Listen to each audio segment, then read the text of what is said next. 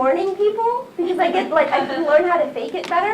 I'm like, okay, so brighter-eyed, a little more perkier, because they said, hey, can you speak at 7? And I said, yeah, no problem. Cocktails, a keynote, sounds good. 7 a.m.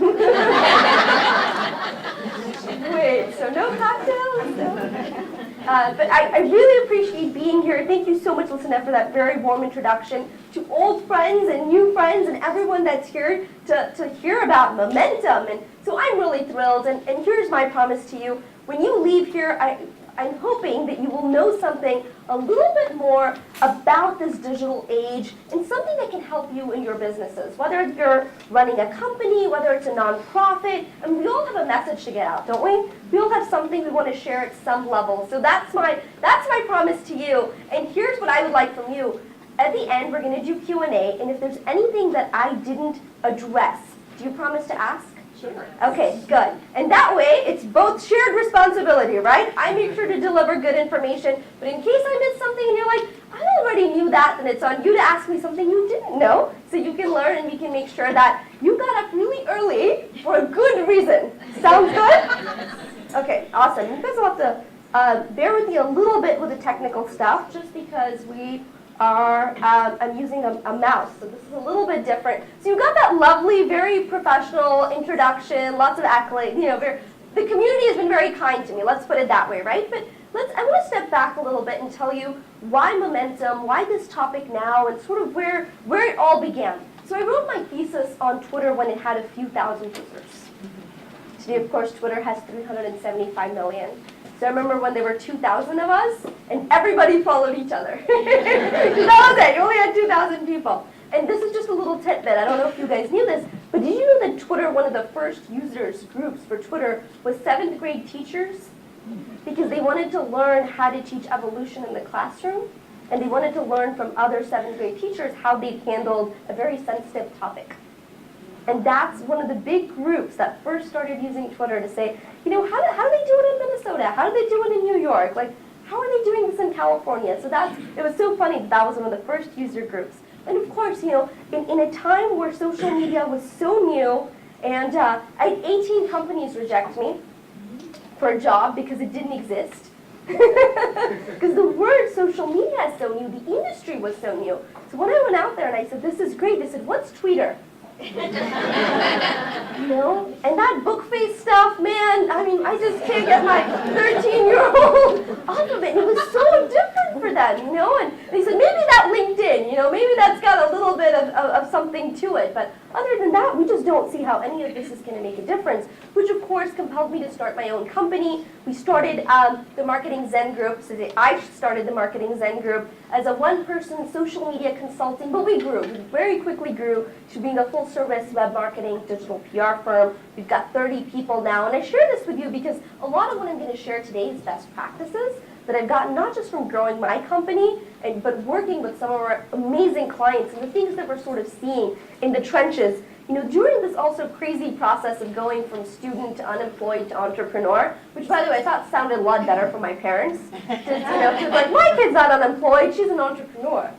So a tip for all those people who might have kids graduating or so forth. And, so during this crazy journey, I ended up writing the Zen of Social Media Marketing. And how many of you guys have read the Zen of Social Media Marketing? Okay, quite a few. All right, cool. So the Zen of Social Media Marketing was my primer for social media, and I wrote it because nothing else existed. And people would ask me all these questions. I thought, I can't even refer them to a resource because there is nothing in the library. There's nothing in the bookstores. So I wrote it as an ebook. I put it up there, and by the way, I'm happy to tell you guys the story later of how Twitter got me my first book deal. So if anyone's interested in that little tidbit, we'll save it for later. And, I wrote it just thinking, these are the questions I'm getting. People want to understand how to use this stuff. Let's put it out there. And it was overwhelming. So in the fall, the book is now going into its 4th edition, and it's used as a textbook to teach social media in college classes all over the world. So I've had the pleasure of speaking to college students all over the world, and it's been really cool. But, an interesting thing happens when you write a book like that. You know what people want to know? When are you writing your second one? Because you're like, I'm taking a breather. We just wrote this book, But it's so funny because I had a lot of people knocking and saying, when's the second book? The first one's doing well. This is, the hot tail to kind of write. So people were surprised that I waited 4 years to write my second book. But I'm a big believer in not putting anything out there that doesn't need to be said yet, right? So I didn't want to add something to the bookshelf just because, I wanted to be able to say something. I wanted to be able to, again, meet a market demand because at the heart of it all, I am an entrepreneur, and I knew a big reason for the Zen's success wasn't because I'm a phenomenal writer. Far from it. It was because it met a demand. People wanted to understand how to use social media. But of course, now we're in a different place, aren't we? We're in a place where, okay, I don't have to sell you on social media. You're here at social media breakfast for crying out loud. You get it, you understand this is the world we live in, but it's also a little overwhelming, isn't it? It's a little bit different. Our challenges today are different. How many are more than 24 hours in a day now? Than you did maybe 4 years ago, no? How many feel like there's less and the world's just tricking you by telling you there's 24 hours? You're like, no, if I really did the math on this, I bet you we don't actually get 24 hours. Right? We don't feel that way. So I feel like our needs have changed. As our needs changed, I decided I wanted to write Momentum to talk about these principles that can help you make a little bit more sense of how things are changing. And it's not about the tools that we're using, but this ecosystem that we now live in, right? It's kind of like the fish doesn't know it's in water until you take it out, and it's like, no, when you're in the water, you don't realize it. So that's really where Momentum comes from. And I do have to apologize, guys. Listen, I was very kind. They said we could bring books here for you guys to offer them for purchase, but I talked to my publisher yesterday, and they sold out of the ones that they had.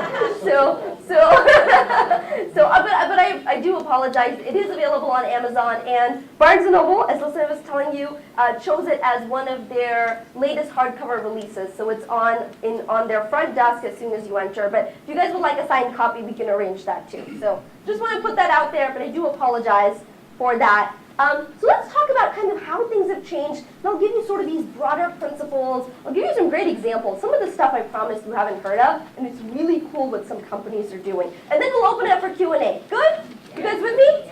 Man, you guys look like you had coffee, which is so good. It's so great. Maybe I should rethink this, because I always think an audience is more receptive, like after drinks. But maybe it's really after coffee that I should. So my ratings for speakers is always higher when I do evening events. And I'm like, maybe it's not me. Maybe when I'm in Las Vegas and people, just seems like people are more receptive. All right, so we all know that marketing started out as push marketing, right? And actually this is so funny because this is a marketplace for any history buffs, because I love history. Pompeii. As early as Pompeii and excavated sites, they find ads on, scrawled in stone. Can you believe that? For fish. Get your fish here. Freshest fish in Pompeii, we promise. Right, so marketing's not anything new, but this is kind of the way it was. I had a message, I pushed it out there, right? And the audience kind of just had to take it. There really wasn't anything else. And of course, something changed all of that. Does anybody want to guess what this is? I'll be very impressed if someone can do the dial tone. Do you guys remember saying things like, get off the phone? I need my internet connection. Remember we used to wait like dee dee dee, like the CDs would come in the mail, and you'd accuse your neighbor of stealing it because those were your 50 hours of internet time. No, just my family? Okay, just kidding. But of course, the internet changes everything, because now there's pull marketing or inbound marketing, as we're all familiar with. And so I feel like there's been sort of this battle where we were pushing messages, but now people can choose, and it changes everything. Because guess what? They may choose not to hear a message, right? Which was never an option before. If you were there and alive and had a pulse, I could market to you, right? But now you had to choose to tune in. So demographics changed, so much changed. But now I think we're entering a different era even, and I call this the integrated marketing era. And this picture, I feel like really summarizes so much. And I'll get out of the way a little bit so you guys can all see it. St. Petersburg Square, but really this could be any place. Look at what difference 7 years makes. Can you guess the reach of that event maybe in 2005? Just the people there, 5,000, 10,000 people, right? Can you guess the reach in 2013? Millions. How many have seen the Chewbacca mom lately? Look at that. And that's, Facebook just did something. Good brands jumped on that. They were like, okay, let's ride this pony while it's viral hot. But it's really funny because think about how quickly you can have mass scale, right, and grow. And so, see, when I wrote the Zen of social media, I was thinking about what social media was. And, at that time, it was about these kind of platforms. Like LinkedIn is a platform, Twitter, but it's changed. Let's get people to start thinking about social media, not as the tools or platforms, but the idea that people are the media. And how do you leverage that? Because the tools will come and go. Like that's the one guarantee. The tools will come and go, because that's the other question I get. Like, Shama, what do you think? You think this stuff will stay? And they'll say, do you remember Lycos? Do you remember Ask Jeeves? That's just kind of the nature of the internet and technology. Things cycle out. But what won't change is how people now share information. Let me ask a quick question. How many have Yelped a restaurant before they've tried it? Before you decide, or how many looked at Rotten Tomatoes or movie reviews before you decide where you're going to go see this weekend? And that's not an expert, is it? You're crowdsourcing that information. That is what all of us think. That is, you are leveraging people as the media. So as marketers, as business people, we think about how do we then leverage that fact? How did we get the virality of Chewbacca, And you have to have that laugh, by the way, which I think one of our team members, I think Angela could do it, guys. We have a team member like that who's perpetually happy and gives the rest of us a complex, but I think she'd be great at that. So integrated marketing changes everything because it's not about the push and pull anymore, but really this idea that everything kind of works together, right? So the old paradigm focuses on inbound versus outbound. The fight is traditional or digital. It focuses on quantity. The more you do, the more people you reach. It's very fixed. Here's our 5-year marketing plan. Anybody have a 5-year marketing plan? I'd like to see it. If you know something I don't. Because the world changes so fast, right? You know what my 5-year marketing plan says? Stay relevant. That's it. That's it. And that's going to change, day by day even. Old paradigm is brand-led. The new paradigm is customer-led. And I'll talk about this a little bit more in detail. It's not what you guys think. It's not like the customer's always right, that sort of thing. The old paradigm is what's new, right? What's the new thing? What's the next thing we should be on? The new paradigm looks at what do we have that we could be using better? What are we already doing that we could be doing better and getting more juice out of the orange? And of course, the old paradigm looks at old metrics on new platforms. ROI, anybody heard of those 3 little letters? Yes. But the new paradigm realizes that ROI looks very different because how we engage with things look very different. And the old paradigm is all about using digital marketing. How do I use this? The new paradigm says, hey, this isn't something you use. This is what we live in now. It's different. So it's a total mind shift, right? So let's talk about the 5 principles that help you harness kind of this power of this new integrated marketing. The first principle, and by the way, these correlate with the principles in the book. So the first one is agility through analytics.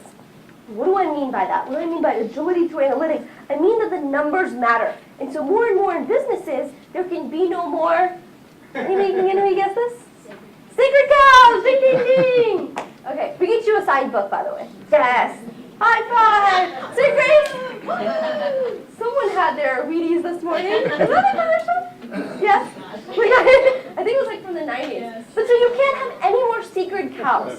That means you can't make decisions based on, I like the color red or I like the color blue. What you look at is what converts better. This is the big thing, because this is for the longest time I feel like we went in this world where it was like subjective. Like whoever came up with that ad, I think was it Doritos, the puppy baby monkey, the Super Bowl ad? Like I just imagine some dude going into the office, being like, imagine this boss, baby, monkey. Yes? Yes?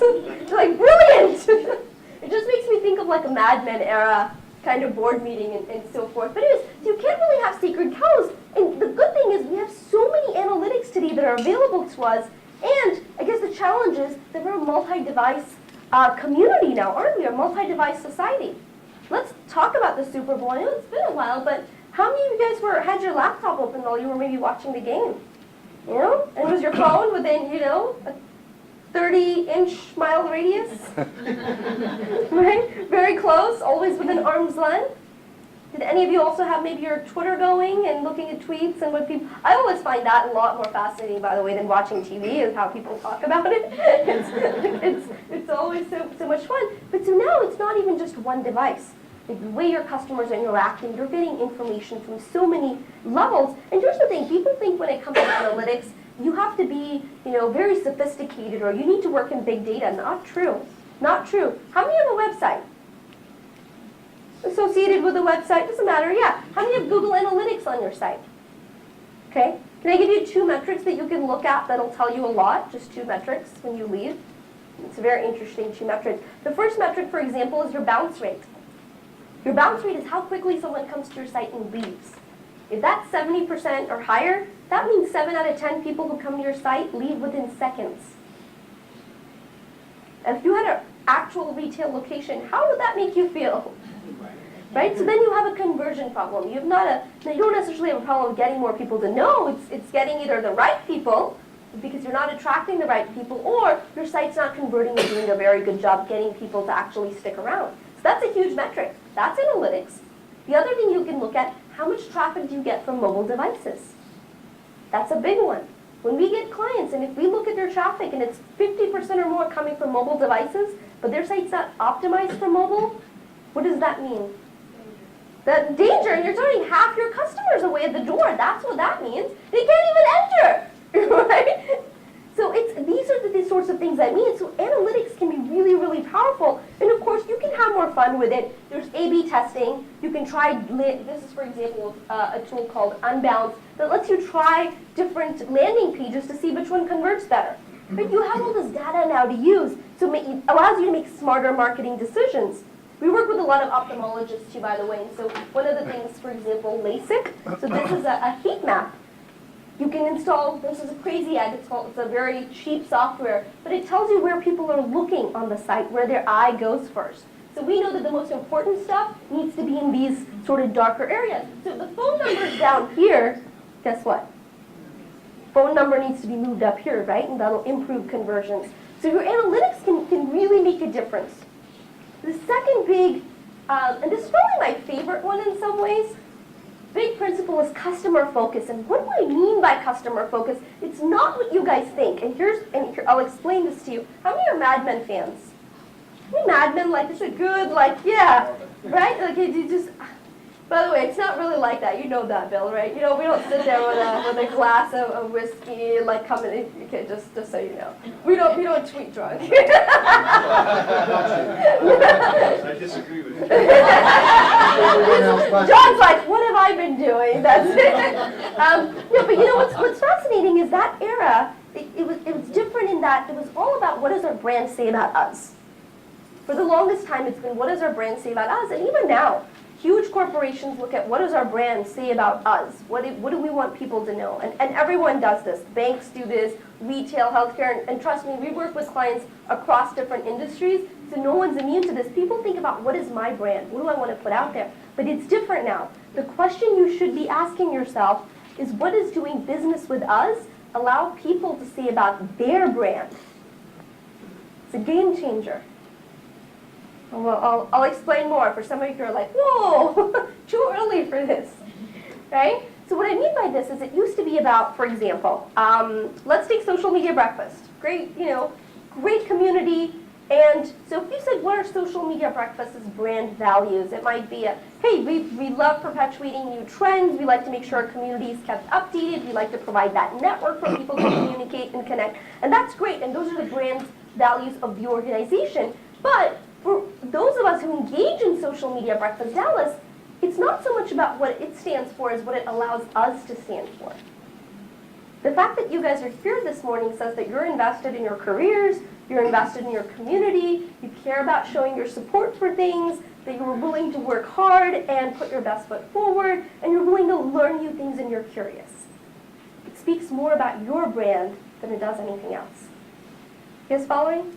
Yeah, so this is a huge shift because as long as businesses think, what does our brand say about us, you're not going to get very far. When you start thinking about, hey, what does our brand allow our customers to say about themselves, it changes everything. Here's a great example. Remember the Ice Bucket Challenge? Does anybody partake?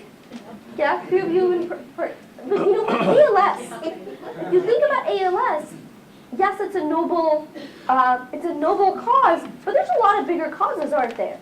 And all of a sudden, they were really able to utilize this idea of customer-led, of understanding that it doesn't matter what they thought, it was letting people say something about themselves that made the difference. So when people dumped buckets of ice on their heads, it let them say, hey, I stand for something good, I want to promote this, and I'm willing to do something a little bit nutty, a little bit kind of fun, you know, a little bit out there to be able to show my support for something I care about.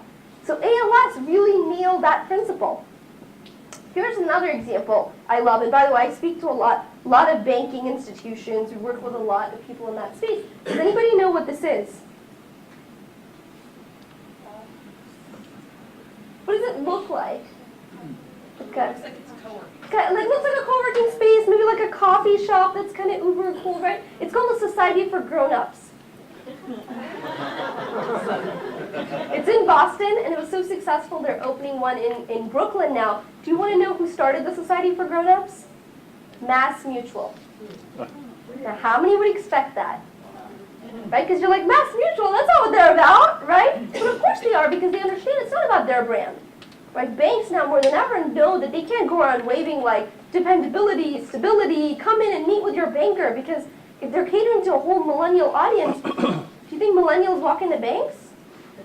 It's different. Some of them do, but they care about different things. So they started Society for Grown-Ups, and they said, you know what? We're going to have this kind of co-working space. People can come in, work. We'll have classes. We'll have classes on how you can travel the world, how you can get rid of college debt, and how you can buy that first house. I think that's pretty smart. Yeah. And who do you think leads some of these courses? Mass Mutual Advisors, right? But it's very smart because they're actually making this a place where people want to come hang out because, again, they understand that they cater to the individual's brand, not necessarily the other way around.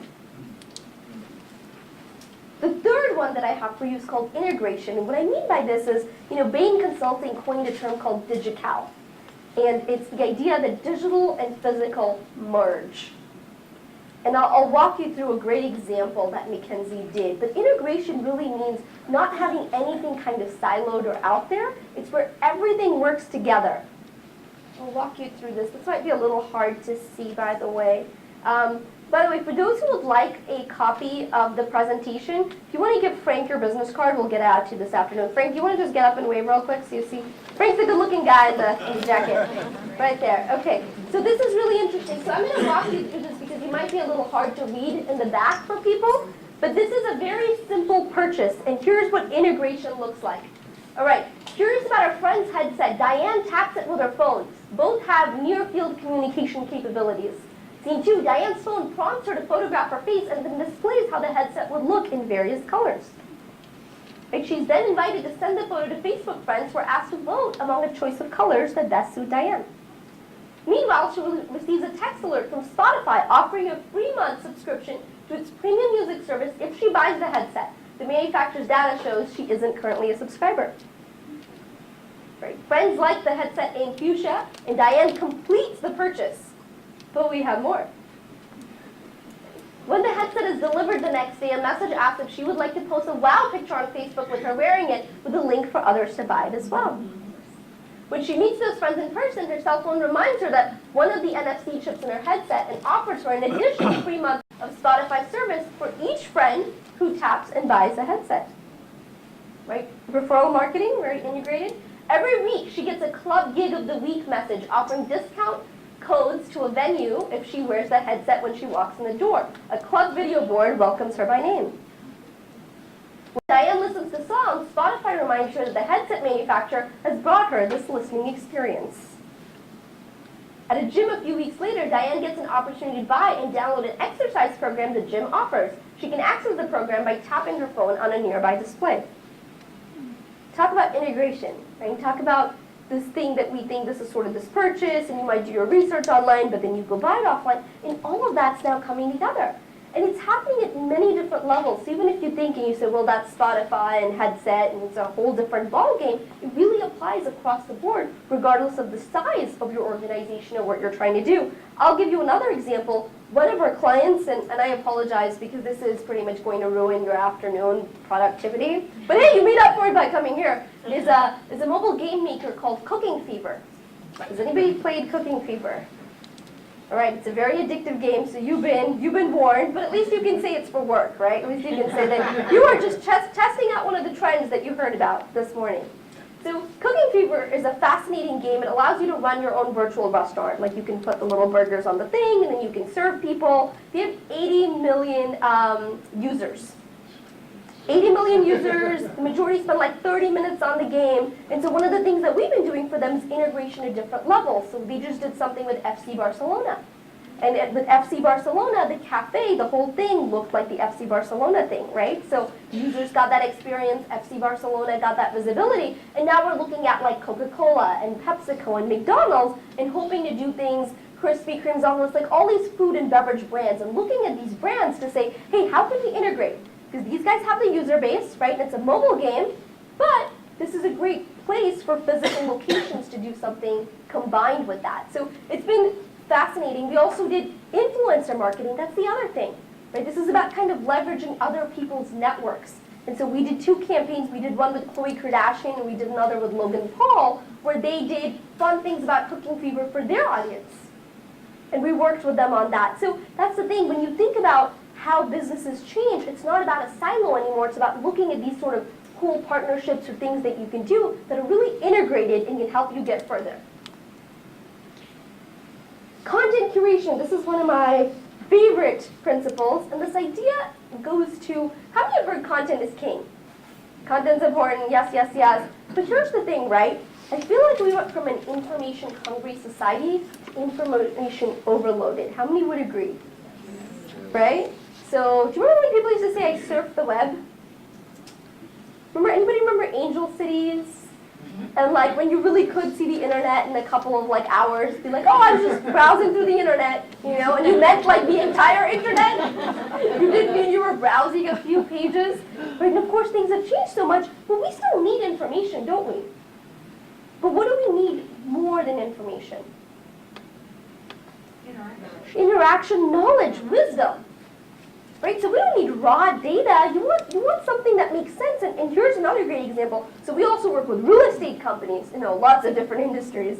When we work with real estate companies, one of the things that I have keynoted so many times, and for years people have been so scared, agents have been scared, that no one's going to want to buy from them anymore because of online sites, right? There's Trulia, there's Redfin, so why use an agent? But 90% of people still prefer to use an agent. Because it's not about the information, it's about helping you make the right choice. That's the big difference. Because it's, yes, you can look online and see how many square footage, but a good realtor is going to be able to tell you, they're building a new elementary school down the road. That's going to increase property values in the next few years. That's good wisdom, right? That's filtered data, information that you need. So we've gone from sort of content creation to content curation. And what that means for you in here is for your audiences, how can you be that best of? And if you think about it, Social Media Breakfast, Dallas, does exactly that. What are they in the community? They're curators. Right? They're not creating this content every month. They're bringing resources that they think would be useful for you. They are curators. Anybody heard of Pinterest? Anybody spend a lot of time on Pinterest? Anybody wish Pinterest had never been? Anybody wish they had invented Pinterest? This girl! Pinterest is one of those things I look at and I'm like, Shama, you could have started Pinterest. You could have thought of that. Because it's simple, isn't it? It's not a product or a service. They don't offer anything. All it is an aggregator. It's a curator. Because now I don't have to go to Neiman Marcus' site and look for the next outfit I'm going to wear. I can just go see what my most fashionable friends are pinning. And then go buy that. Right? So curation is, and by the way, this is something that will continue to grow. Upworthy. How many have heard of Upworthy? Upworthy is one of the fastest growing media sites. And they have 0 product, 0 service. All they do is find positive videos online and give them good, catchy headlines. That's it. You know what's leading on there right now? The Chewbacca mom. Yeah. But that's all it is. It's just a curator. Here's another example, and I love this example because we have both B2C and B2B clients, and I love hearing from my B2B clients, but we're B2B, Shama, right? That, like, it's almost this implicit, like, we can't be as creative, we can't be, and it's different, but you know, I say these guys can do it, anyone can do it. So this is a great example. This company sells handheld clickers. You know clickers? Like, if I actually had one right now, I'd be like clicking through the slides, the clicker. That's what they sell. Imagine marketing for that, right? And so the way they did it is and here's, it gets crazier. They don't sell to regular folk like you and me. They sell to educational buyers. So they sell to school districts. So maybe there's 500 buyers in all of America for their product. Right, that's it. They've got a very small targeted group, and they go to this one big trade show a year, and they said, how do we stand out? Because we're competing with Scholastic, Macmillan, we're competing with the big guys, and here we are, you know, our little company with please buy our handheld clickers. And they said, how do we get people to come around and engage with us? So they created something called the Museum of Clicker Curiosities. They decided to go all the way back to the 60s. I know it's all the way back. So retro in my head. They go all the way back to the 60s, and people, they found the clickers that were as big as the podium. That's what it took to like move a slide to the next slide, and then people would ooh and ah. You guys would be very easily impressed if this was the 60s. You'd be like, well, how are you doing that? So then they put these kind of, and they created this lab of sorts, right? They created this great atmosphere, and they also took all that and put it online. They had 5,000 visitors, and their booth was the most visited in the entire show. So this isn't about what industry you're in, it's about how can you be creative and appeal to their audience. Now, a regular person may not be very interested in seeing, you know, how clickers have come about in the last, like, you know, few decades. They might be like, okay, but do you think someone who buys that for their school district might be? If that's your job, is to make those purchases, yeah, you might have a very different view of it. My last trend for you before I open up for Q&A is cross-pollination. And that is, look beyond the boxes you've created, because I promise you, you've created boxes. You think of vendors in one, customers in one, partners in another, but really there's so much overlap in all of that. What does Uber offer? Rides, but do they actually supply the rides? They're just a connector, right? I mean, think about it. The taxi cab industry could have been Uber. Could have been Uber, but they weren't because what they thought is people call, we send taxis, or you hail one down. This idea that you could just order one on your phone, right, and connect, that being that connector, they didn't see it that way. And so there's a lot of room to really disrupt industries. Here's a great example. From one of our clients, we did a lot of work with Hager. Anybody familiar with Hager? Any of the men enjoy their slacks, which, by the way, they coined that during President LBJ's term. They coined the term slacks. And what was really cool about that is when they were launching their social media presence, they said, we're a huge company, we've been around forever, but nobody knows us. So how do we go there from ground zero, you know? And they said, yeah, but people do know you. Let's look at your retailers. So we looked at JCPenney, we looked at Kohl's, we looked at some of their retailers and said, these guys have huge social media presence. So we approached them and said, hey, how would you like to do a cross-promotion with your manufacturer who you sell in your stores? And what do you think they said? Yes, why has no one else thought of this before? Right? Because for the longest time, people think in silos, like these are our manufacturers, these are our retailers, but with the digital world, those lines blur, and they blur to your advantage. Here's another great example. When Ernst & Young did something where they wanted to build their, brand, kind of get some information out there, they decided that they were going to leverage their most important champions. And who were they, you think? Their businesses, their employees. Right? That's your first line of defense, your employees. So they essentially leveraged their employees and said that we're going to make it really easy for you to reach the audience, and we're going to give you the messaging you can share. So they gave them pre-made tweets, they gave them all sorts of stuff, and they used that first line of defense. They reached 20.7 million people in their first year just by that alone, just by leveraging the workforce they already had, because they didn't think about it as these are our employees, these aren't our customers, right? Or this isn't our, they leverage what? The fact that people are the media. And you realize that even their employees are people. Can you imagine that? Employees, people, blows my mind. They made 104,000 unique clicks generated that first year alone. And this was no massive marketing campaign. This was simply internal, how do we leverage our resources to get the word out? So, that being said, I would love to take some questions because I know I've given you guys so much information on all these principles, all these different pieces. Now we have a microphone going around. So if anyone has a question, you can simply, and remember our promise to each other, right? All right. Just want to make sure that no one leaves here going, what? You know, I woke up early. I'm kind of curious about that last slide you showed with Ernst & Young. I work with accounting firms and other professional services firms, and they typically tend to be risk adverse and can tell anyone all the things that can go wrong with letting employees use social media. Yes. What was, in a nutshell, how difficult was it to get them to go along with that idea? Yeah, so great question. And here's the thing, right? Here's what more and more companies are realizing, which you're right. Even industries that are very risk averse is that they don't have control over whether their employees use social media or not. Right? They can't control that. That's out of their people have Facebook accounts and LinkedIn accounts, but they look at what can you focus on.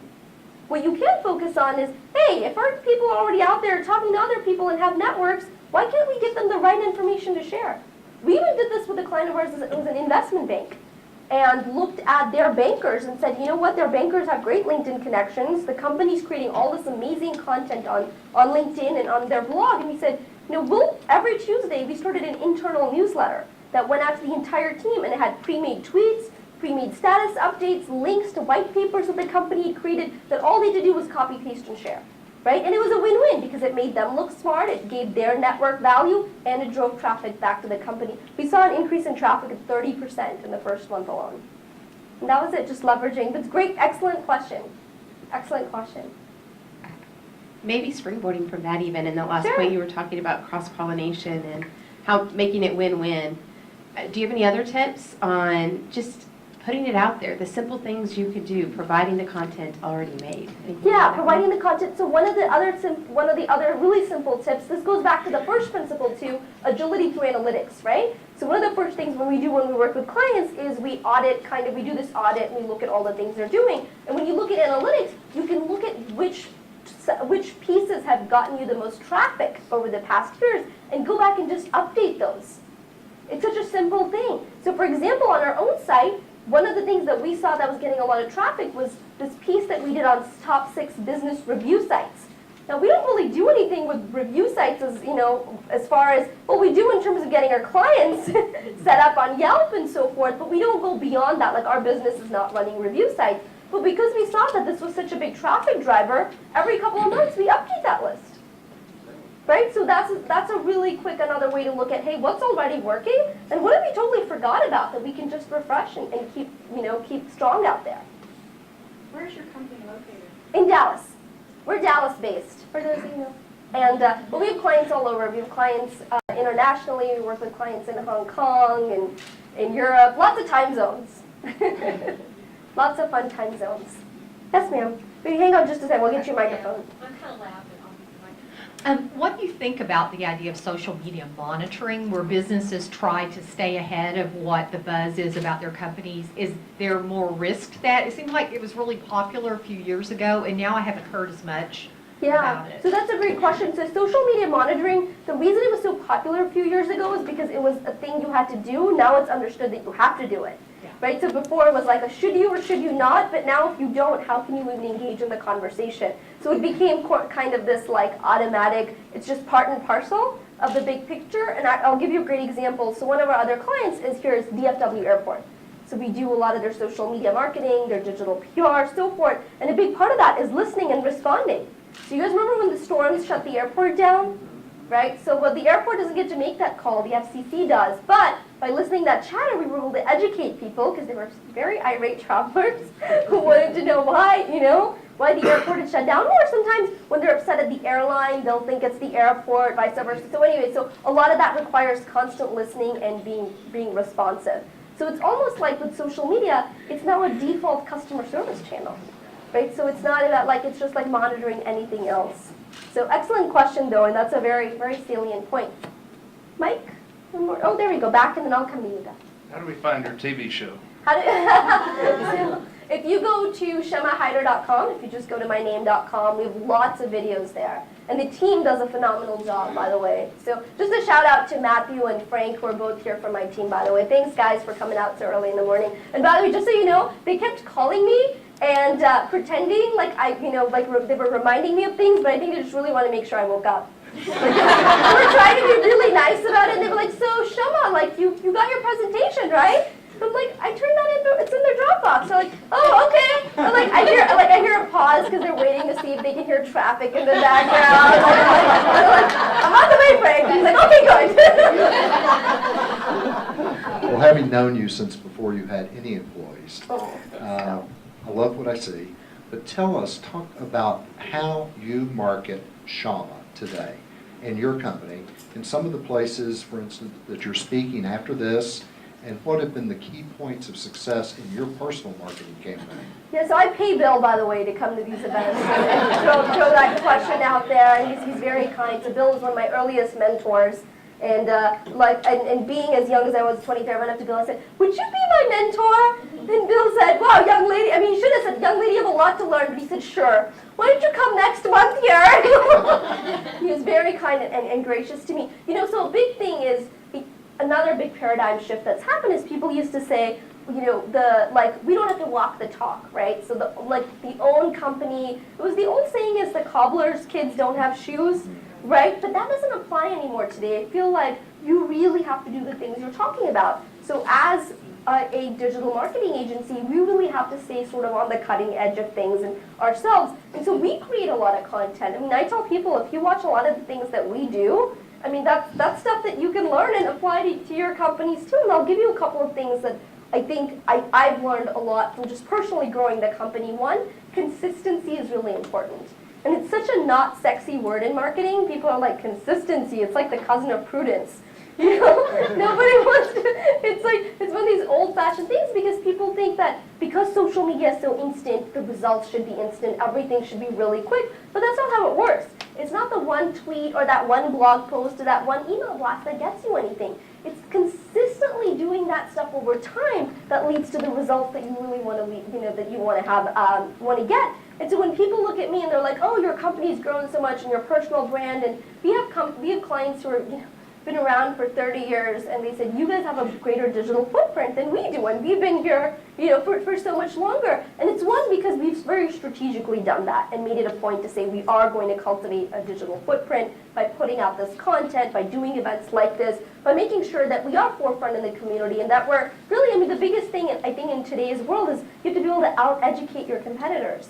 Right? It's a very different, and I know it's funny because we don't even think about in terms of competitors. People are like, "Who are your competitors?" We're like, no, because even our whole mindset in our business has been one of abundance, and the right people find the right people they're meant to work with. My only goal is to put as much information out there. So one of the things we also hear is, if I put a lot of this information out there, won't my competitors steal it?